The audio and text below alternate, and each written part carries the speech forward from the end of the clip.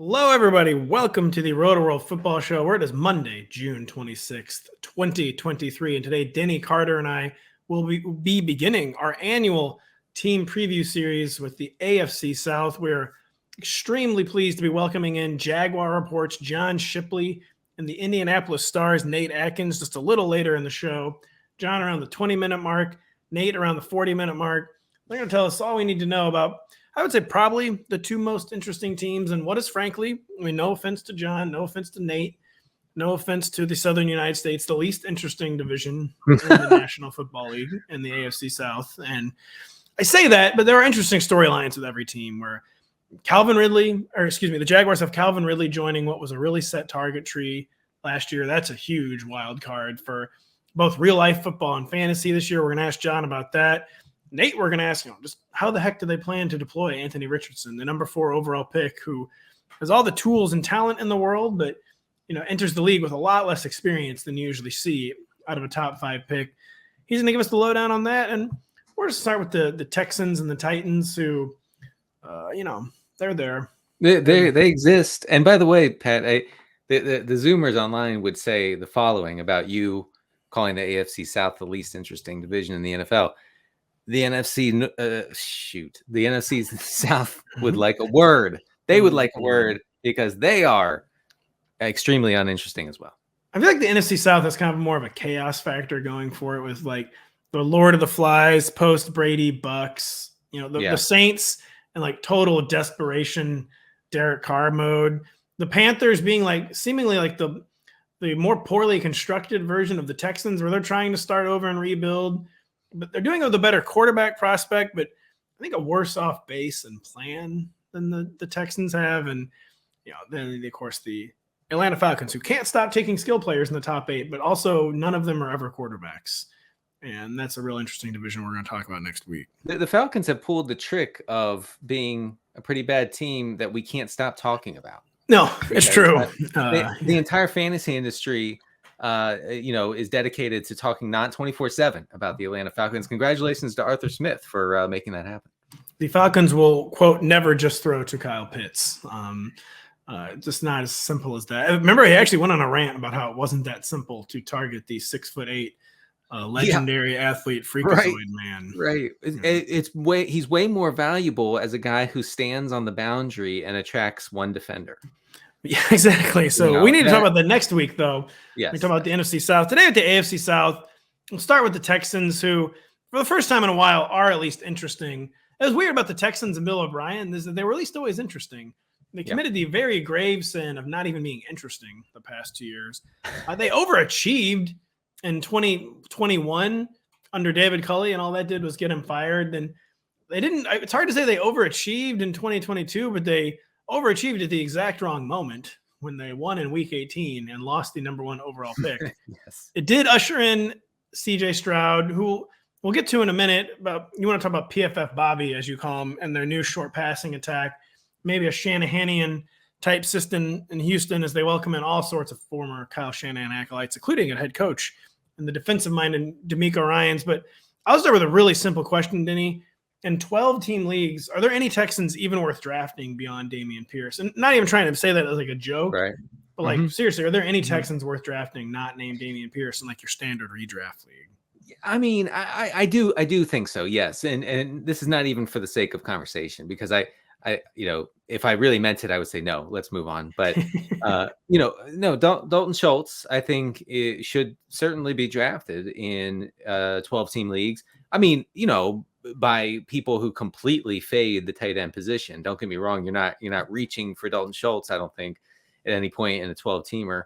So he's one. The analytics nerds, they kind of like Nico Collins, including myself. Although, and we can get into this in a second, I don't really know how Nico Collins is going to fit into this kind of quick hitting offense as a like a Mike Williams type outside downfield type guy. I don't know how much action he's going to see here. And then of course, Tank Dell, who, CJ Stroud, it's worth noting, banged the proverbial table for Dell during the draft. They took him. They have some chemistry going back to the combine, and And so I think some workouts after their college career. So, Dell in the slots could be fun in again, an offense that will be coached, by Bobby Slowick. We call him PFF Bobby because he did work for Pro Football Focus. He's one of us. We finally got in there, and he is, as analytically friendly as Kyle Shanahan. Hopefully, that's the hope. Obviously, the Shanahan offense is very good EPA wise. Okay, so good that Jimmy Garoppolo looks good in that offense. So I do think that there are some short area pass catching options who could be interesting in a 12-team format.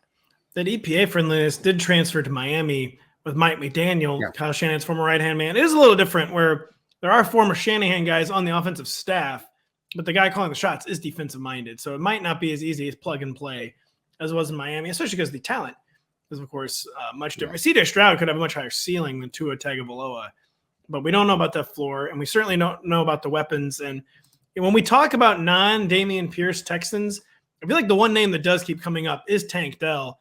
I mean, his ADP is over 200, even an underdog. That's beyond like 16 rounds. Even the sickos are kind of having a difficult time drafting him. He's going behind guys. Other Texans being drafted are Nico Collins and Dalton Schultz are both going like the 11th round. Right. Devin Singletary is going like a round or two later. John Mechie is going like the 15th or 16th rounds.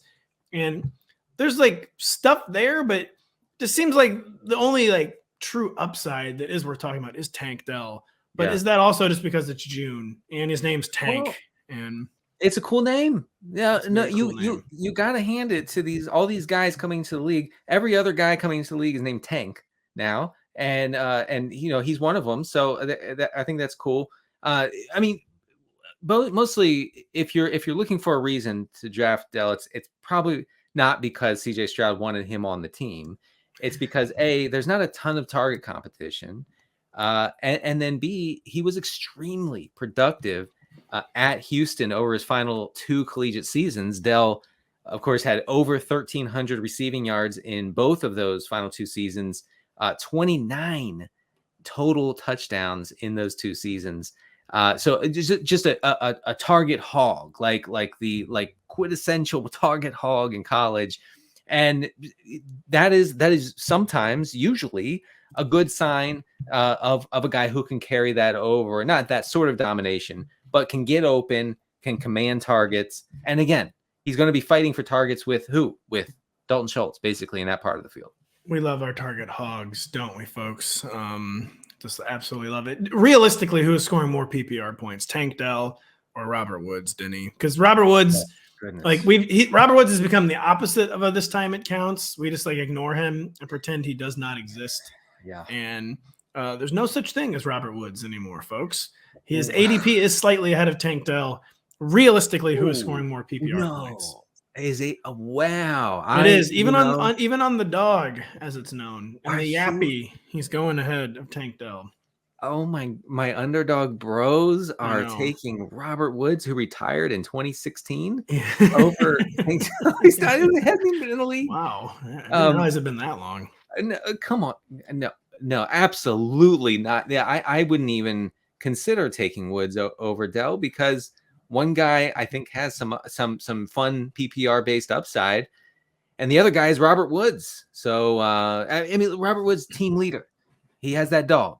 Okay, he's a good blocker. He's good for real football. I don't know if that's translating to fantasy stuff in this Houston offense. That is the thing. Like, if Robert Woods scores more fantasy points than Tank Dell, that'll say a lot more about Tank Dell than Robert Woods. It'll just mean Tank Dell was a bust. It won't mean Robert Woods was had a good year, had a rebound year, I feel like. Yeah. Unless, who does benefit the most from PFF Bobby and the Texans, we're assuming, is a newfound short passing attack? Right. Yeah.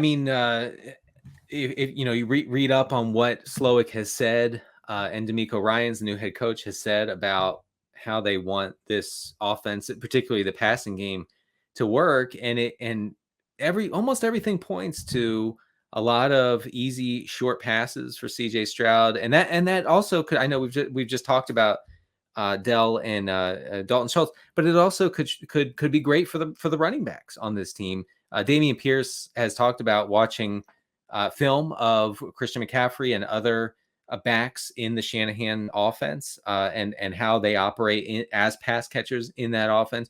Dameon Pierce, not the greatest pass catcher in the world, but certainly, more opportunity, more route running, more targets could make him quite the steal. I see him and Cam Akers in the same light as guys who are being underestimated and right now in drafts. And I like Dameon Pierce where he's going. Yeah, it seems like we've throttled a little too far off Dameon Pierce, who's going in like the 60s, which I guess, like the 5th or 6th round, basically. It does seem a little too low, a little too dead zoney for him. I mean, are we worried at all about Devin Singletary? I viewed the Devin Singletary addition as like a good thing, really, that all they brought in to challenge him was Devin Singletary. Any concern with Devin Singletary behind Dameon Pierce? Well, the one thing we know about Devin Singletary is that he is an extraordinarily bad pass catcher and a bad receiving back. So that's probably good. It's good that they didn't go out and get a pass catching specialist and said, okay, Dameon Pierce, you are our between the tackles, between the 20s guy, and you're going to miss out on a lot of targets and a lot of valuable touches. We know that a target is worth more to a running back, way more, twice as much as a carry. So I do think that I'm with you on Singletary being a good news signing for Pierce. We're about 6 or 7 minutes away from Jaguar Reports. John Shipley joining us to talk the Jags, but Titans now, Denny, just so little fantasy goodness here. Yeah. Kind of the same question we have with the Texans and Dameon Pierce, where beyond Derrick Henry, beyond Treylon Burks, is there anyone even worth drafting in 12-team leagues from the Tennessee Titans? Yeah, let's see. Well, I guess people would point to Chigakonkwo as someone who you might take in 12-team leagues. But let me tell you he's something. Around the 10th or 11th round himself too, Mr. Chig. Let me tell you something about hyper efficient tight ends in run heavy offenses. It brings you nothing but pain.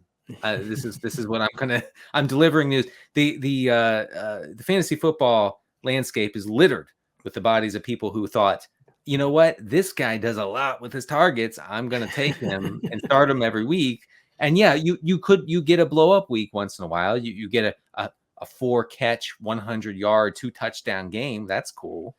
You also get a lot of zeros and a lot of 2s on that scoreboard. So I'm not falling for that trap.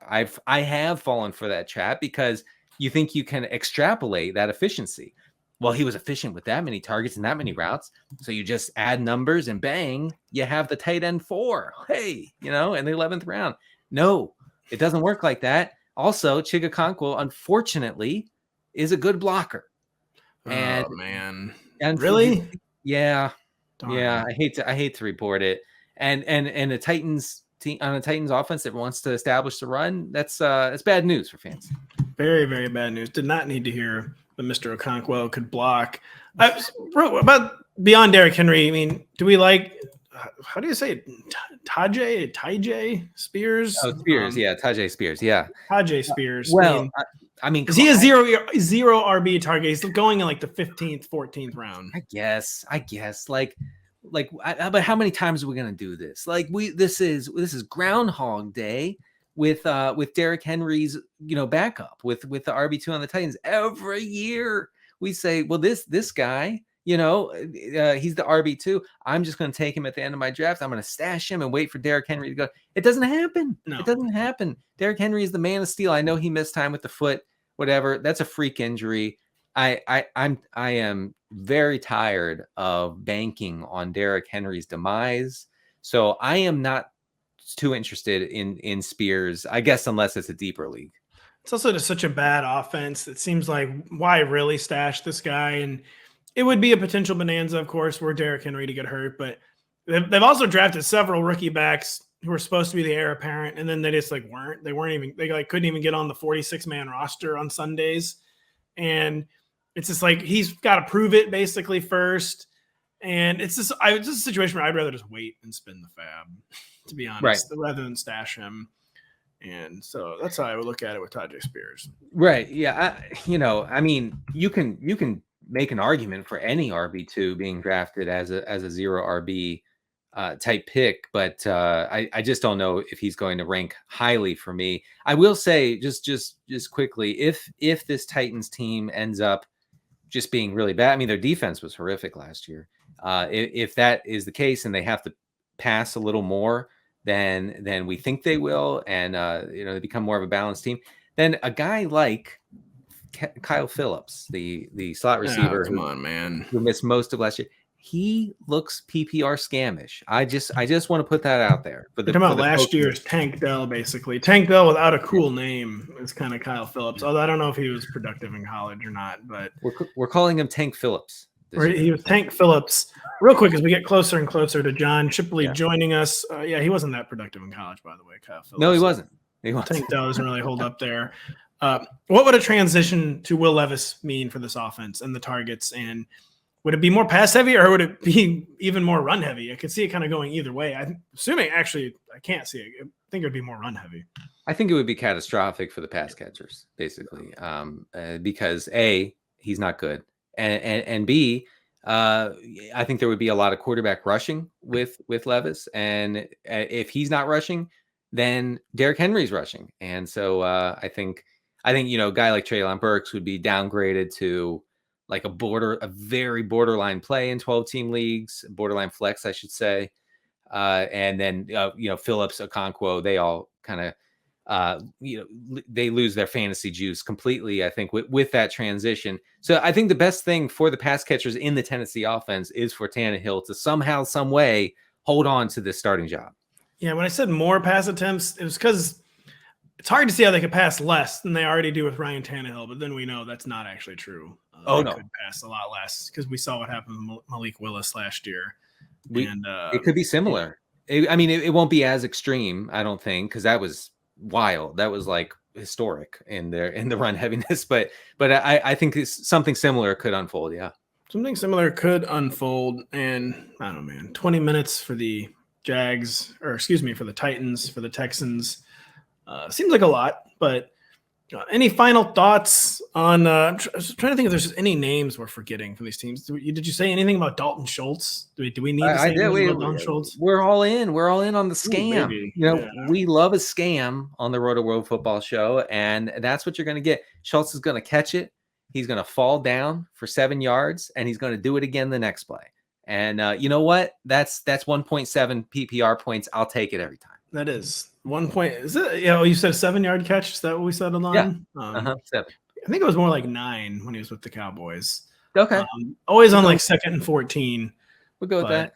Yeah. So my one worry, I will say with Houston, my one worry is that DeMeco Ryans will make this defense good enough where the offense can be pretty conservative, and that makes me a little bit anxious about the pass catchers. Fair assessment there. Okay, we'll take a quick break, and then we will be right back after this with Jaguar Reports. John Shipley. Download the Rotoworld app to receive breaking player news all season long. Stay ahead of the competition by favoriting players on your roster.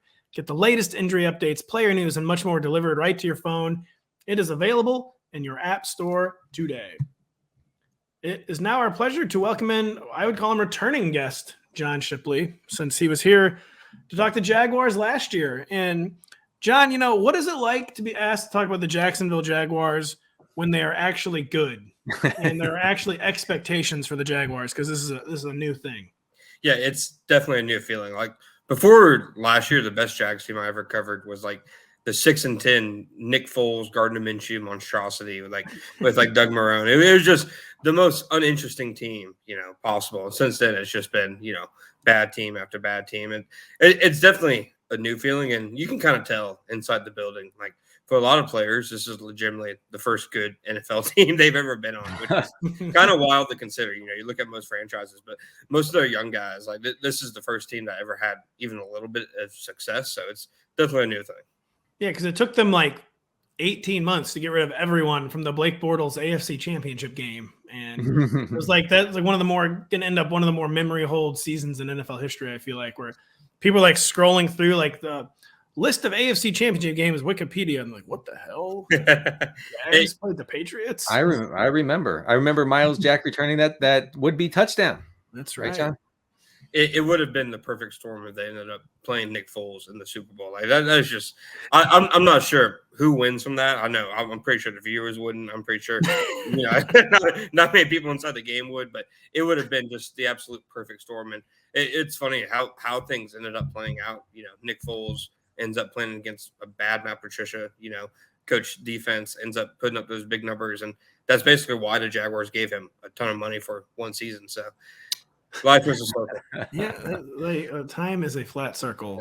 A wise television man once said. But we'll get back to reality now. We'll get to the 2023 now, John, and we'll just start with Travis Etienne was one of the breakouts last year, one of the biggest beneficiaries of the Jaguars moving on from Urban Meyer, who seemed to think Travis Etienne was a pass catcher, and just so many touches last year, seemingly maybe more than they wanted him to handle, and just. How do you see Travis Etienne's workload comparing to last year, and just how big of a threat is third-round pick Tank Bigsby? We talk about Tank Bigsby. Like sometimes Denny and I are like, what round is he drafted in? I was like, oh, it's the third. Wow, that's like pretty serious actually. And how concerning is this for Travis Etienne? Yeah, I really don't think it's overly concerning. I think, it's kind of crazy when you hear Jaguars coaches, especially Doug Peterson, at the end of OTAs, this year, and then at the combine, earlier this year, he basically said, Travis had an okay season, but he can be a lot better. There were a lot of plays he missed, a lot of holes he missed, and you look up and he had, whatever it is, 1,400 yards from scrimmage. If that's probably like the lower outcome of what he can do, I think that's a good sign for him. I really don't think Tank's going to be a giant threat to him in terms of touches right now. Maybe. Obviously, goal line touches are super important. So maybe, the Jaguars' short yardage running game isn't improving early on in the season. I think Doug Peterson has shown that, he'll be quick to make a switch. So maybe Tank gets some goal line carries if things don't go good for Etienne early on. But overall, I think Etienne, I don't think there's a major threat to him for carries. And I really think the worst thing to ever happen to the idea of Etienne as a player is for Urban Meyer to, talk about him publicly. I know. It color the perception forever. Exactly. Quite literally. It literally calls him a wide receiver. And, I remember one of the first times Etienne ever talked to the Jaguars media, he literally said, he's like, yeah, the only routes I've ever ran are screens and, dump offs. He's like, and you look back at it as Clemson, So if you watch the Clemson Tigers, I'm not sure wide receiver would have come to mind. Exactly. He made big plays as a receiver, but if you look back at it, a lot of it was screen plays, and that just, doesn't directly translate. So I think that really hurt the perception of him, because I really think this is an offense overall that, it doesn't even want to throw to the running back that much. And then you add Etienne, who isn't even that great of a pass catcher, and it's kind of a perfect storm for him not to put up big numbers that way. So, okay, no panicking on Etienne. Denny has a question about an area where there's some hype and also some panic. Right. So we're introducing Calvin Ridley into the pass-catching pecking order this year in Jacksonville. Last year, it was a pretty flat target distribution among the main pass catchers in this offense. Christian Kirk had a 23% target share, Zay Jones 22%, Evan Ingram 17%. So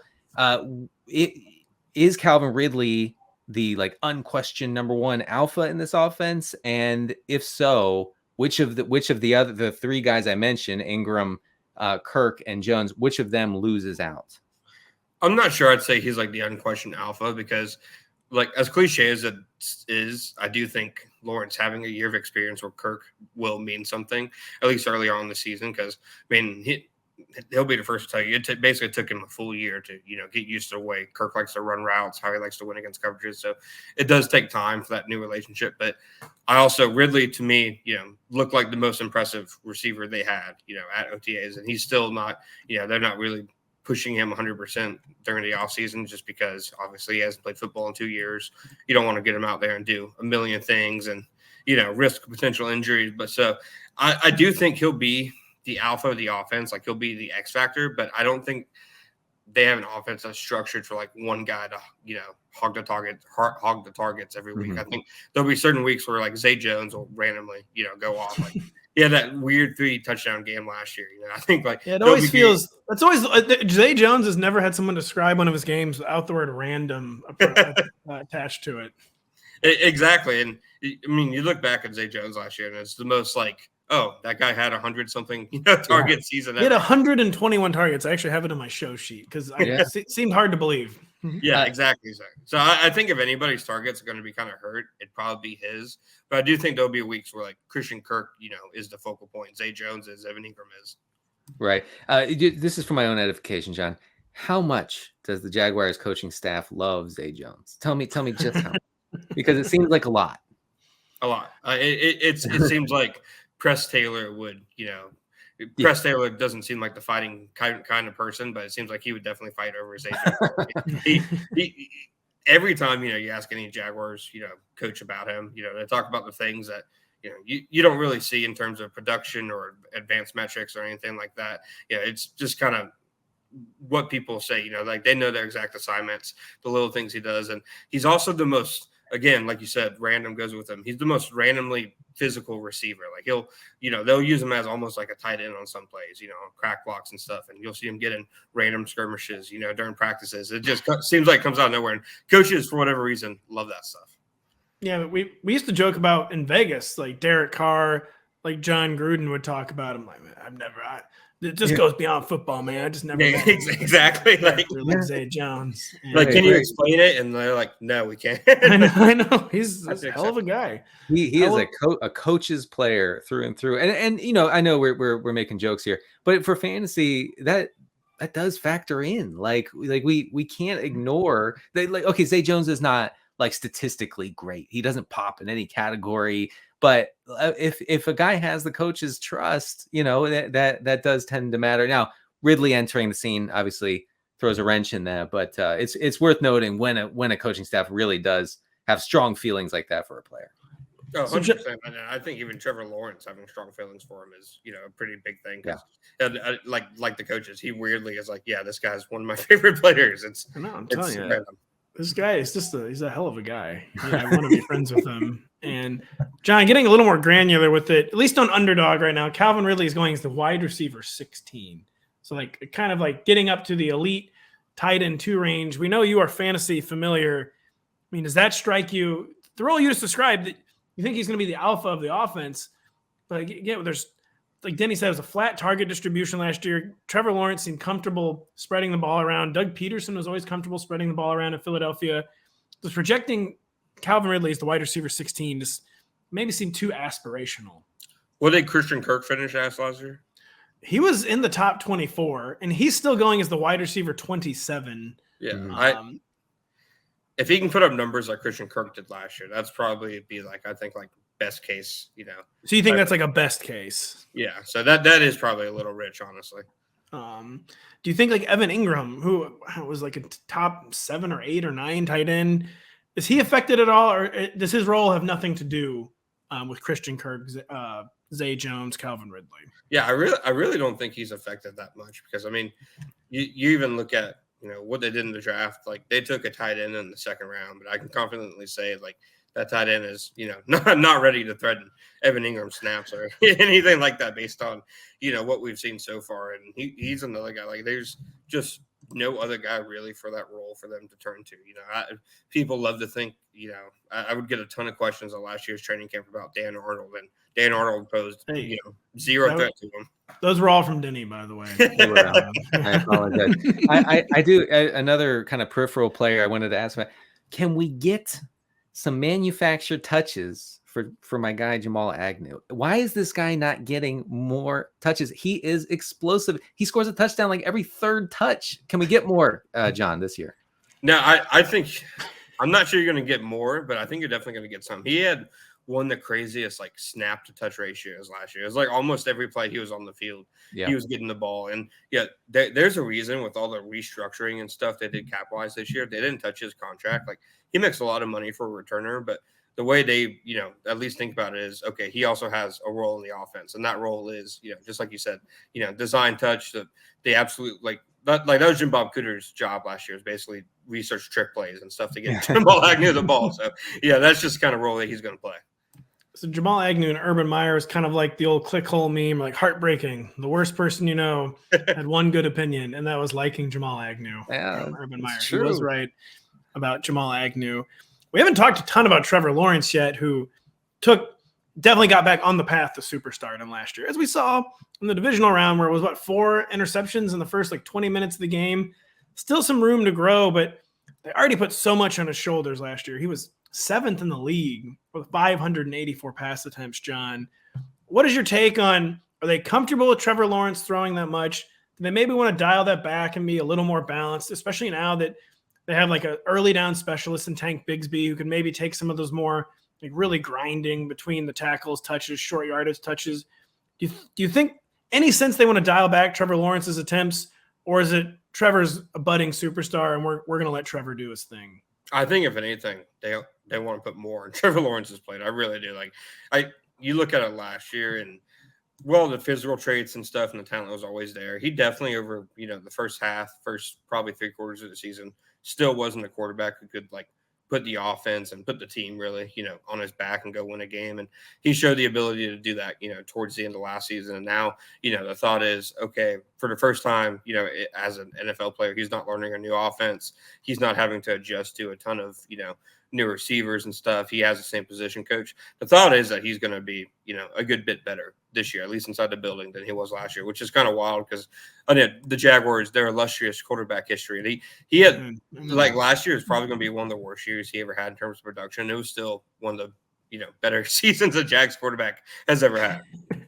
Yeah, that's like going back to grade school. He had never had a bad season until Urban Meyer came around. Right. Denny, it looks like you had something on the tip of your tongue there.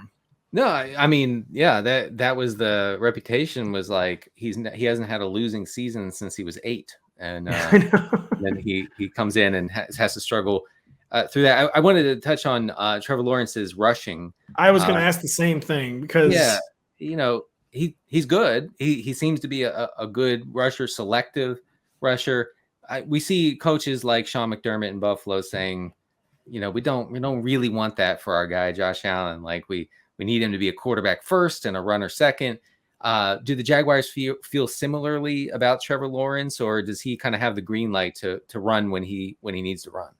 No, he definitely kind of has the green light. I mean, I'm trying to think of exactly which game it was last year. It might have been against the Chargers in the playoffs where they had a play called at the 1 yard line, and he just, instead of going with the play, just put it over the goal line. I think in those cases they trust him to do stuff like that. But just in terms of as an actual design runner, I think you'll see glimpses of it here and there. I mean, they showed willingness to get creative with him last year. I think for his style of running, you need to be better up front in terms of short yardage, blocking than they probably are, because he's a physical player, but he's still, even with some added mass, he's still kind of a string bean, type of quarterback. He's not a tough guy to bring down. So just because of that extent, I always think his rushing is kind of going to be capped. It's going to be something he can do, but I wouldn't ever really rely on it week in, week out. Are we going to get the tush push in Jacksonville? Are we going to get some big dude lining up behind him, Lawrence, and just shoving him into the defensive line? There's definitely a way that they can make some Trent Baalke signings look more valuable if they take some of those defensive linemen and just let them get goal line carries. So I say all for it. Yeah. John, I'll do one or two put you on the spot questions. Well, you haven't gotten to see a ton of practices yet, but what's the most interesting thing you've seen so far in Jaguars OTAs or mandatory minicamp? I'd say probably the most interesting thing is that it really feels like they're opening the playbook in terms of aggressiveness up more. You really didn't see many vertical shots from them last year, because obviously Zay Jones, Marvin Jones are your outside receivers. That's just not a lot of speed on the field. I really think the addition of Ridley is going to help them be more aggressive. And even without Evan Ingram, you could see, more aggressive kind of offense, mindset. And I think Trevor Lawrence, being there, and just in the scheme for another year, you're going to see him even, be more aggressive than he was last year, which is kind of wild to think about. Do you have any fantasy opinions or hot takes, or kind of nothing beyond what we've already talked about? There's such a tough, since they're returning so many people, it's basically Calvin Ridley and Tank Bigsby. I would say that the only take I would have that's not about anybody we talked about. It's an absolutely, disgusting thing to have a take about, but Luke Carroll will outproduce Brendan Strange for you absolute sickos out there. We're getting deep down in it there. Yeah, that's right. And deep down in it. And frankly, it's what we want. And is Is Dan Arnold even still on the team, by the way? No, honestly, I'm not sure what team he's on. No, he's not on their team though. No. That's a real shame. So he's on the Toronto Argonauts, I believe. Yeah, that sounds about right. It was wild, like last training camp, like the Jaguars produced like a whole mic'd up thing with Doug Peterson, and like half the video was him showing Dan Arnold how Zach Ertz did a route, and then you look and he got thrown like 3 passes. It was just no. Some would say it was a miscarriage of justice. Some have joined a class action lawsuit, Denny Carter. Yes, I launched it, and I will see it through, folks, to get justice. Well, John, thank you so much for coming by and dropping Jags knowledge on us for 2nd year in a row. Probably try to do it a 3rd year in a row next year. You on Twitter at _John_Shipley. You want to tell the audience about anything about where your work is or what you got coming up this summer? It is kind of the downtime for reporters, but what you got cooking either now or in the near future? Yeah, excuse the double underscores. There's like a 50-year veteran in Minnesota named John Shipley, who's like ridiculous. Yeah, a sports writer who until he gives it up, hopefully he accepts my challenge to steel cage match one day to finally. But, you can find me at the SI branch of really team sites, boots on the ground, Fan Nation. Find me si.com/NFL/Jaguars. Jaguar Report. Yeah, I try to do stuff daily. I mean, even in this downtime, I have interviews from position coaches, stuff like talking to Bernie Parmalee, the running backs coach, about why Tank Bigsby has him so excited. And he talks about, he basically didn't know at all if Tank Bigsby could catch, and then he watches him in the offseason. He's like, okay, he has that part of it, his game. So stuff like that will be coming down the pipeline. Awesome. And John is a very active, very good tweeter, by the way. So follow him. Just search John Shipley. You'll find him. Agree to disagree on the good part, but definitely active. As long as Elon hasn't broken the search function even more, you will be able to find John Shipley on Twitter. Thanks, John. Thank you so much for dropping by. And please check out John on Twitter and all over the various interwebs. We hope he has an interesting season. So catch you later, John. We will be right back after this, either with Nate Atkins or soon after this with Nate Atkins. But first, a word from our sponsors, who is us. Just a reminder, Sunday mornings mean MLB leadoff on Peacock. You can live stream games all season long. And this week, 2 of the biggest surprises of the first half of the season square off when the Twins take on the Orioles at Camden Yards. Catch the showdown at 11:30 a.m. Eastern. Again, that is exclusively on Peacock. Denny, what do you think about Carlos Correa's slow start so far with the Twins? Yeah, it's concerning considering the season is now 6 to 8 months old. It is. We're third done with the season. So what am I? By the way, you're telling me that the Cardinals were playing in London? London town, as it's known. Londinium, as the Romans called it. Why? Growing the game. Just like the NFL. I mean, why is the NFL playing in Stuttgart this year? It's baseball. Yeah.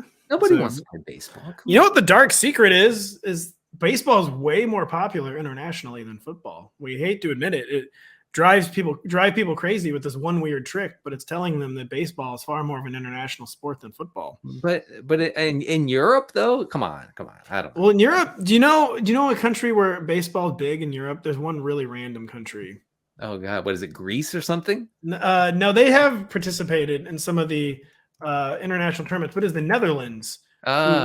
Get a lot of players from Aruba, Curacao, probably more from Curacao than Aruba. Yeah. But kind of like it's popular in the Dutch islands and is apparently bleeding into some of the mainland, very, very far away in Europe. But yeah, I'm sorry you're so triggered by MLB going to take over England.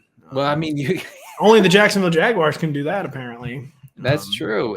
They will be at the vanguard of that takeover. By the way, I saw you tweeting. I have to see my team get its butt kicked at 9:00 a.m. on a Sunday. It's great. Yeah, and they thankfully that the reverse psychology worked, and they did come back to win that game. They were winning. They were losing 4-0 in the second inning. The Cubs had a leadoff double, and the Cardinals fans were like, "Well." New worst loss of the season just dropped after they lost 9-1 on Saturday. Oof. And then they came back to stun the Chicago Cubs 7-5. Tell me, I just saw passingly, tell me what happened with the Angels and the Rockies the other day. It was 23-0 in the third inning? It was 23-0 in like the fourth inning, and they scored 23 runs between two innings, I believe the third and the fourth, and no team had ever done that in baseball. And then they won. Danny, if you were the Colorado Rockies, would you rather lose 25-0 or 25-1 to the Los Angeles Angels of Anaheim? I gotta get the one. You got to get the one. You got to get the eighth inning it. solo homer that's so meaningless, like it makes the just for pride, and I mean they would have had to abandon the city of Denver if they didn't score one run in a 25-run loss. So yeah, I think you got to get that one. So you're saying no? You're saying you just go with zero? Oh yeah, you go with the zero. You just go for history at that point. At least get something out of it. Get some history, like the worst shutout loss in franchise history. Oh, come on, man. We're just about to welcome in Nate Atkins. We're letting him get settled in. But did you see this happen in the College World Series then on Sunday too? It was like 24-3. I thought that I had like dreamed the Angels situation, because then I see in the college game and I'm like, wait, so this is the thing where every day we have a 20+ run deficit somebody's facing. This is great. Good sport. The Zoomers, the hot new Zoomer trend is they just can't stop losing baseball games 25-1. But enough about baseball, the dark sport we can't talk about within relation to football. None of our audience can stomach any football. It's time for more football with the Indianapolis Stars. Nate Atkins, he's here to talk a team in the Colts that, even with Jim Irsay, kind of one of the league's more like loose cannon owners, have been a model of stability up until last year. Now the Colts, they're interesting, Nate. Kind of doomed to live in interesting times. But they had a very kind of normal, responsible outcome in Shane Steichen. And just what is the sense? Well, let's start with a broad question. What is the sense around the Colts kind of after the chaos, kind of around the building, after the chaos of last year, but then settling on what is really a by-the-book hire in Shane Steichen? Yeah, I think everyone's just excited to get back to some sense of normalcy, even if it kind of trends a little bit more toward boring at times. So Shane Steichen was really that in a lot of ways, really in good ways for what they needed at the time. They're coming off Jeff Saturday, who's just kind of stepped in interim role, almost kind of more of a watcher of the team than a coach. And then Shane Steichen was sort of a lot of what they went for the last time when they hired a head coach in Frank Reich. They went with an Eagles offensive coordinator. The idea is they have to build up the passing game. Back then it was about, with Frank Reich, it was about getting the most out of Andrew Luck. With Shane Steichen, it's about drafting a quarterback and building from the ground up the way that he just did with Jalen Hurts, getting there in his second year, and then the way that he did for a year with Justin Herbert, with the Chargers. So they were happy to embrace a world where the head coach was just sort of a guy who's going to get them in the right position, who can hire a young and innovative staff, who can kind of build an offense around the quarterback, but not be anything really more than that. And that's kind of what Shane's lived up to so far. The excitement in the building, of course, is around Anthony Richardson and the possibilities they now have with the first quarterback they've drafted in the top 10 since Andrew Luck. So it's the first time they've sort of gone to the draft to try and find hope that way. And there's definitely excitement that comes with that. A lot of risk too, but there's hope in the building in a way that wasn't at all last year. Certainly more excitement than finding the next Carson Wentz. The fans man, there's an even worse version of Carson Wentz somehow, and we found him. But you kind of just alluded to a lot of this. So if you were basically designing a head coach, they basically got the platonic ideal of a head coach hire, a guy coming from one of the best teams in the league in the Eagles, a guy coming from a genuinely innovative offense, a guy coming from a genuinely very versatile offense, an Eagles team that just ran in 2021 and remained run heavy in 2022, but then got in a lot more of the pass than we were expecting. And so just how do they plan? So we've seen a little, but that's my long way of saying we've seen a little bit of everything from Shane Steichen and the offenses he was a part of the 2 years. Just how do you think they plan to utilize Anthony Richardson as a rookie, who our own Kyle Dvorchak has said is kind of like Derrick Henry in a quarterback's body, but we just all know about the rawness and inexperience as a passer. How do you think they plan to thread that upside and also inexperienced needle in 2023? It was a big hurdle they had to get over in the pre-draft process, was figuring out, if you're going to take Anthony Richardson, what's the plan for him? Do you start him early on? Do you want to try and redshirt him the way that some teams have gotten the chance to with Patrick Mahomes And they decided somewhere in that process that for a guy who only had 13 starts at all above high school and is as young as he just turned 21 last month, they wanted him to be able to play early on and learn that way, the way that in a lot of ways that Jalen Hurts had to work through, his accuracy issues out on the field with first team reps, building chemistry with receivers, the way Josh Allen, that's how he made a leap in his accuracy. So I expect Anthony to play early on, which means that there's going to be ups and downs to it. I think they know that and they're ready for it. So far we've seen him out there at OTAs and minicamp, and you see the accuracy concerns for sure. It looks like a guy who struggled with that in college, but also looks like a guy who, is putting everything into it to try to make those gains, and then can do things that others can as far as how far he can throw the ball down the field, and just the way he can shift within the pocket and also take off on some of these explosive runs. So I think they're going to cater an offense that's going to be very much around what he can do right now, which is the run game and getting the ball down the field off of play action and really attacking the sidelines. So pretty much when defenses want to key in on the run against Richardson and Jonathan Taylor with an extra safety, it's going to open up one of those sidelines with the middle of the field closed. And that's where Alec Pierce, Michael Pittman Jr., guys like that are going to kind of thrive. But they kind of know that it's going to be probably a pretty boomer bust offense early on with him. They'll try and counteract that with, steady enough run game that can kind of keep them on the field and also give them a chance at explosive plays if they can get Jonathan Taylor back to being what he was a couple years ago. But with a rookie who needs this much of a jump in accuracy, new playbook, new coach, young receivers, I think they very much realize that the results are going to be very much a work in progress. They had to be ready for that world when they drafted Anthony in the first place. So Nate, would it be fair to say, are the Colts, we're just guessing, are they going to be bottom 5 in pass attempts, maybe bottom 3? Could they surprise be bottom 10? We know they're going to be bottom something in pass attempts. Just how low do you think it will be in terms of passing volume? I think they'll be bottom 10. It'll really come down to, though, what they have to do. They're going to want to run the ball a lot. The part of why the Eagles got to run the ball a lot, especially in the postseason, is they were up in those games. How much they were up against the Giants, that put them in a position to just kind of play it safe and run clock that way. Right now, the Colts have a defense where they're going to start potentially one or two rookies at outside corner. They've got guys who've never played at all in the secondary. That's losing Stephon Gilmore and Rodney McLeod. So they may be in a position where they're down enough and they don't really have a choice but to open it up and throw. But that's certainly not going to be the plan for them. That's not going to be the script. If it's up to them, I think they'll run, they'll lead the league in rush attempts. It'll just depend on whether games allow them to do that. That's a good transition to what I wanted to ask you about here, about Jonathan Taylor, who did not participate in Colts mandatory minicamp after undergoing an ankle procedure in January. He is expected per the team to be ready for training camp. But I guess my question to you is, what have you heard about Taylor's ankle and his status headed into July and August? Yeah, it's interesting because it really bothered him all last season. He sprained that. It would have been around week 4 or 5 against the Titans, and just tried to play through it, and it was never right until they finally shut him down in December there. And then, so the surgery's gotten in the way a little bit, where they kind of probably want to see how he bounces back and is explosive. He's trying to get a contract negotiation done, so that's held that up a little bit.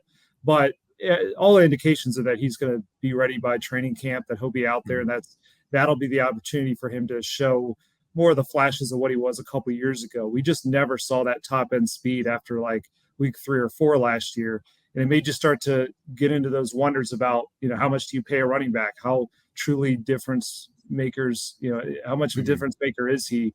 Well, he wasn't healthy last year. So if he can show more of that in the preseason and in the training camp settings, the joint practices and whatnot, that's when I think they'll sit down and they'll try and iron out a deal. But it's held it up a little bit just because he hasn't been able to be out there. But I don't, as of right now, I don't expect that to linger too long. Sure. And my follow-up to that would be, do you see the team being wary of his workload, of Jonathan Taylor's workload at all, and maybe spelling him a little bit with either 5th round pick Evan Hall or Zach Moss, who took over as, I believe, the primary early down back last year when Taylor was sidelined with that injury? Or are we just going to see Taylor as a three down back in a Colts backfield that will probably be pretty run first, pretty run heavy.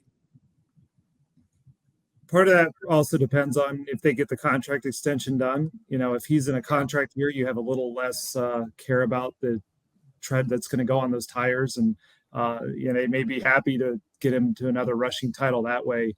But I think they'll work in some of those other guys. Zach Moss did show late last year, especially both as a runner and as a pass protector, some abilities to be a second back. They're going to need that if they want to run as much as they're going to this year.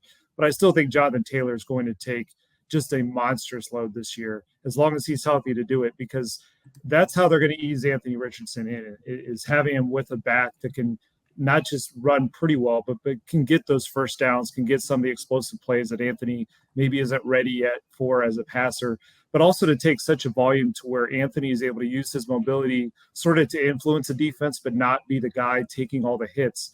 Because if you go back in high school and in college, Anthony Richardson has had seasons derailed by injuries. It's one of the things I don't know that we talk about enough with him, is that while he is built like Derrick Henry in terms of, for a quarterback, in terms of being 6'4", 245, but you run guys that much. We saw what happened to Cam Newton over time, who's the one quarterback you would compare in size to him. Josh Allen last year got into some scares health-wise. So that's something that's going to be front of mind with Anthony, because if he gets hurt, he can't develop as a passer if he can't be out there at practice. So it's a very, very important thing they're going to have to monitor. And that's where I think Jonathan Taylor, I was recently ranking the most important Colts players to what this season needs to be for Anthony. And he's number one on the team outside of Anthony for that reason. So you think, basically, it sounds like as long as he's healthy, we're planning on like full-blown cutting Jonathan Taylor loose, basically. Let John Taylor cook. Yeah, I think that's absolutely the point. If you look at it too, they signed a new O-line coach and running backs coach, both from the Giants. I think they're going to take a lot of what Saquon Barkley did last year with a mobile Daniel Jones, the run scheme that they used, and just really try and get back to what this team did 2 years ago when Jonathan Taylor led the league in rushing. If they have that version of him, they feel like, Anthony Richardson's in a position to be a rookie and to have ups and downs and still have an offense that can kind of do things. If they don't get this version of Jonathan Taylor, though, and they're just if they're even just an average run game around him, that's where it becomes way too much for him to handle at times, or it could if he's just not ready as a passer. So you talk about wanting to maybe protect Anthony Richardson, which very understandable. Looks like you say he can't develop if he's not on the field. How realistic then? The fantasy community is counting on Anthony Richardson, speaking of being cut loose, just like let loose as a rusher. And a guy where it won't even really matter that much, that he's not going to pass a ton as a rookie because he's just going to run so much. And rushing is so valuable for quarterbacks in fantasy. Do you think we'll mostly be rewarded with like a true dual threat in Anthony Richardson, or will maybe be more frustrating usage than fantasy managers are expecting? I think you'll see him run quite a bit, and I think we'll see some of the upside of his athleticism, partly because of Taylor. His defenses are going to get so keyed in on him and his ability to break it 80 yards for a touchdown that something that's going to open up for Anthony as well. And, it's just, to me, it depends on how long they can keep him upright doing that, because that's going to be the idea, is to use his rushing ability. It's sort of like you look at how Jalen Hurts developed. He's run a lot every year, but that's become sort of the floor for him to develop as a passer, is that he could still be productive. He could get first downs and occasionally touchdowns with his legs in a way that, that let him just sort of ease along as a passer. So I definitely think he'll be much more effective and efficient as a runner than as a passer early on. But how much that holds up depends on how healthy he is. But it's also a thing where, because of Taylor, like I think Richardson will run a good amount, among the most in the league, but it won't be. I don't think we'll be seeing him set records for rushing attempts, because that's really what Taylor's job's going to be. I did have a question about Anthony Richardson's usage. You talked about his rushing, and obviously that's going to be his main appeal for fantasy purposes. So last year, Jalen Hurts was second among all players, not quarterbacks, but all players, with 20 rushes inside the 5. That's unbelievable for fantasy, because you get a lot of touchdowns out of that. Could we see something similar with Anthony Richardson, or am I just wish casting here? Am I just trying to paint a rosy picture? I think you might see the rookie version of that, where Okay. they do it a lot. Shane Steichen loves that the rugby style quarterback sneak that is, that's still kicking around. And Yeah. Anthony has a body that's going to play well for this. So they will do that when they're down there. I think the big difference is the Eagles had a lot more red zone attempts than I think the Colts will, because their offense is a lot better. They have the best offensive line in football. They have AJ Brown. They had a way to. They have Jalen Hurts, who's in his third year. So whatever the scaled back rookie version of that is, I think you can look to that with Anthony. But again, it's also probably going to be slightly different because of Jonathan Taylor. Is that if they had a Jonathan Taylor in the Eagles, he probably gets a few more of those. But I think that's a good way to kind of expect things to go. Gotcha. Getting back to the passing attack this year, do you have any read on the new regime's plans for Michael Pittman? On this show, we've discussed how it seems like if Anthony Richardson truly does, have a long leash and starts every game this season, that probably wouldn't be great for Michael Pittman as an intermediate area pass catcher. You talked about how good Richardson is as a downfield thrower, using play action on that. But I guess I just wanted to start with, is Michael Pittman still seen as the wide receiver one on this team headed into this year? Yeah, there's no doubt about that, because you look at the other receivers on this team, they have a battle in the slot between Isaiah McKenzie and Josh Downs, the third-round rookie.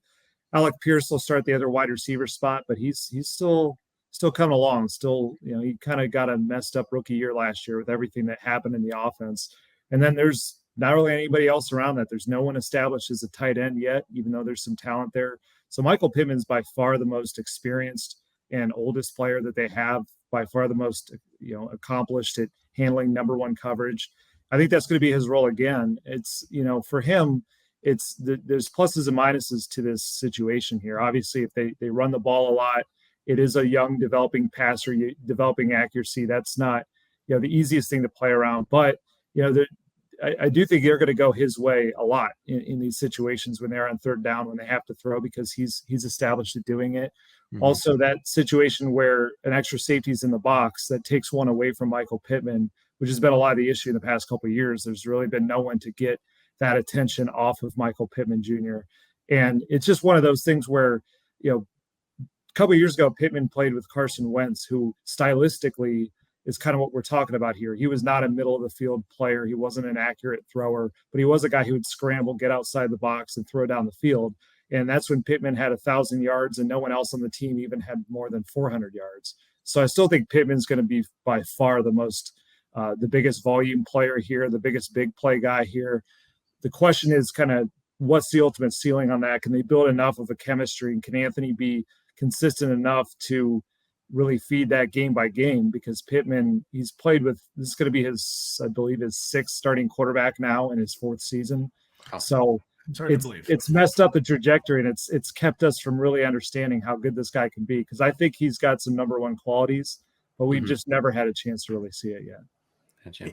He averaged 135 targets the past two seasons. Is there any way he comes close to that, or is the overall passing volume just not going to be there?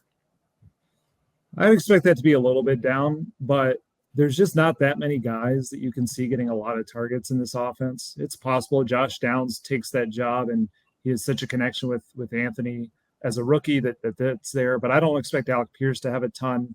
I'm not sure they're going to use Mo Alley Cox in the passing game. They no longer have a receiving back like Naheem Hines, even though they may try and develop Evan Hull there. It depends. Maybe Jelani Woods takes a huge leap as a tight end. Maybe Kylan Granson's more of a thing. Or maybe they are successful enough running the ball that they just are the last team in the league in pass attempts. But I still think that when you break out the targets this year, I think Pittman's going to lead the Colts by a wide margin.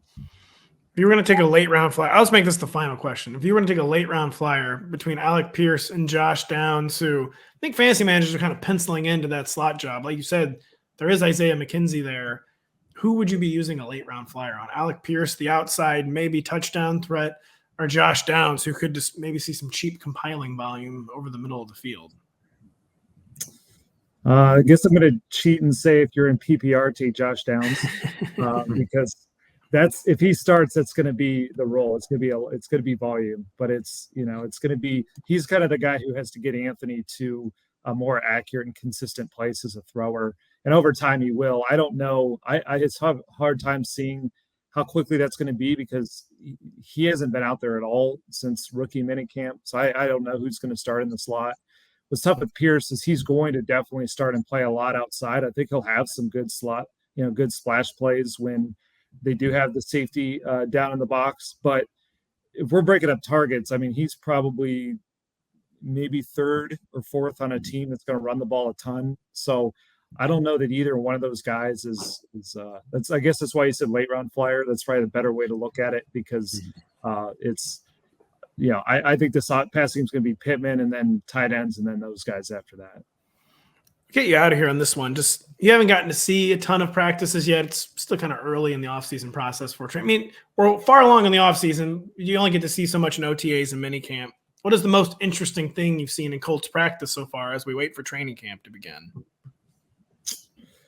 I'd have to go see. They have had so many guys out. They're really playing it easy. But the thing that's been interesting to watch has just been Anthony Richardson and the ways that they're trying to just kind of drop him into the deep end and see how it goes. So there have been some days we've been out there and they've done only red zone work with him where they really want to stress the ball placement, the quick decision making.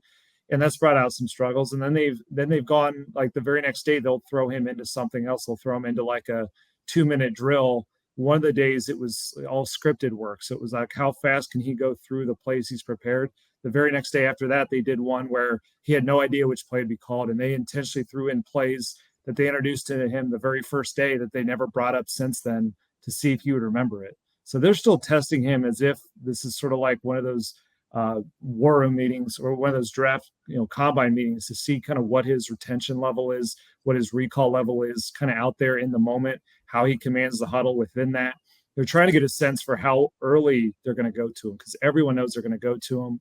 And once it's his huddle, it's got to really be his huddle. Guys have to believe in him. They don't want a situation where they decide it's not really there for everybody else. So they pull it back and they send him back to the bench. Whenever they put him in there, it's got to be full go. So they've intentionally made it difficult on him. So we're out there, we're reporting some of the passing numbers. And like there was a 2-day span where he was like, 5 of 13. And those numbers and without context look pretty bad, but they're designing it to be tough right now so they can figure out what to work on.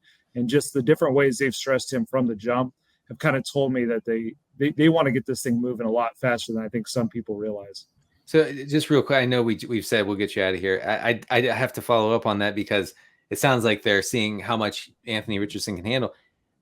Is there a chance, even an outside chance, that Gardner Minshew could start under center this season, to begin the season? Yeah, there's a chance he could start week 1. That's kind of the one that that's trending toward Anthony's job week 1, but I don't think it's a guarantee yet because really they got to have someone who's ready to run the entire playbook and do everything. And so Anthony has mostly picked that part up, but we have to see it in training camp. And Gardner's just way ahead in terms of knowing the playbook because he spent the past 2 years in it. So he's further ahead than he's almost too far ahead to see in these settings because the other young players aren't caught up to him yet. There have been so many guys out between, Pittman hasn't practiced, Pierce a little bit, Downs has been out. They just haven't had the guys that Jelani Woods has been out. They haven't had the guys that he's going to throw with yet. So in training camp, they have to see kind of how he adjusts to all of those players. They know Gardner can run the playbook and give them, whether it's a couple weeks early in the season if they need that. So I would bet on Anthony starting early, but I don't think it's a slam dunk. Gotcha. Thank you. Yeah, Nate, really interesting stuff on a really interesting team. Hopefully, maybe for your sake, a more boring team this year. Although maybe it's good when it's chaotic, for a reporter. I'll maybe take for a year them over last year for sure. It's probably fun for a year, maybe. But yeah, really, really good stuff from Nate Atkins of the Indianapolis Star. You can find him on Twitter at @NateAtkins_. Nate, we know it's kind of the dead time right now. Thank you for taking the time to talk with us. Anything you've got coming up before training camp? Anything you want to promote?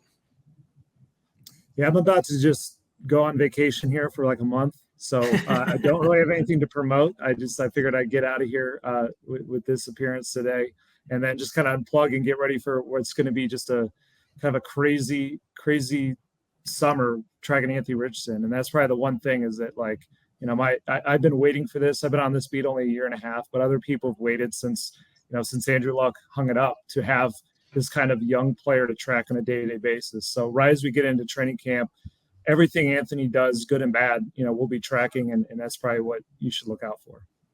Well, we are very, very happy to usher you into the summer and vacation. Hope you rest up. We know it's a very, very long season. Thank you so much for coming by and dropping your knowledge on us. Yep. Thanks for having me. Thanks, Nate. See you, Nate. I want to say thank you so much to Mr. Nate Atkins, to Mr. John Shipley, to Mr. Denny Carter, sharing his knowledge on the Titans and Texans. So much knowledge. We've gone a solid 65 here, so it's time to wrap it up. That's right. For Denny, for John Shipley, for Nate Atkins, I'm Patrick Daugherty. Thank you for listening. We'll be back later this week on Thursday.